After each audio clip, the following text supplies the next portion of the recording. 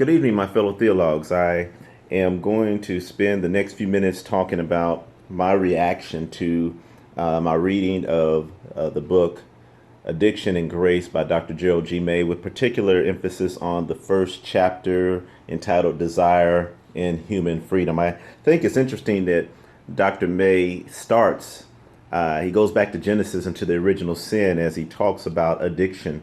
And he makes reference to the fact that when Adam and Eve partook of the fruit of the tree of the knowledge of good and evil, that even God recognized that that was the start, or could be the start, to an addictive behavior.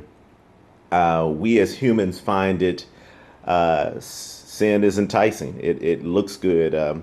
It tastes good. It satisfies some type of lust. And it's a lot of times humans will think that I can do it once. I can taste it once. I can touch it once. I can experience it once, and I can handle it. That's all it will be, is the one time. But even in my short term of pastoring, I've run into so many situations where people thought they could handle something one time, and instead of them handling something one time, it began to handle them. They became addicted to whatever that behavior, whatever that lust or that desire was. And when we become addicted, it actually, our desires displace our love for God, and they become our little gods. We like to call them our gods with a little g. And you can recognize those easily by the things where you put your talent, your treasure, and your time. Those are the things you really value, and those are the things that you actually worship.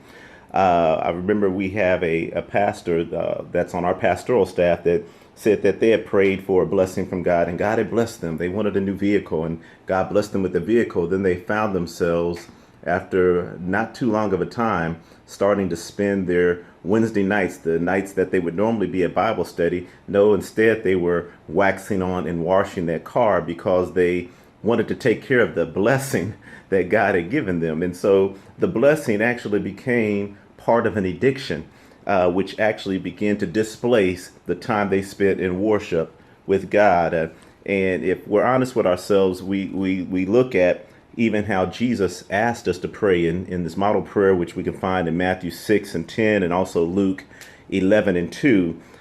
In the second movement of that prayer, Jesus says, pray like this: thy will be done, thy kingdom come, thy will be done. And a lot of times, if we're real with ourselves, we substitute, maybe not verbatim, but we substitute in what we're saying, or even our actions, or the way we're praying is, Lord, thy kingdom come, but please let my will be done.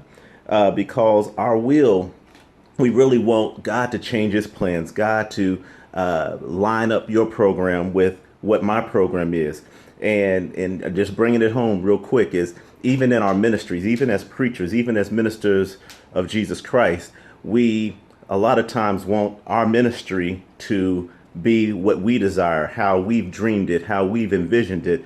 And little times do we even ask God, Lord, what is your vision? What is your will for my life? What is your will for my ministry? So I'll leave you with this thought in closing: that has your ministry become an addiction? Are you addicted to your personal ministry because it's really based out of your will?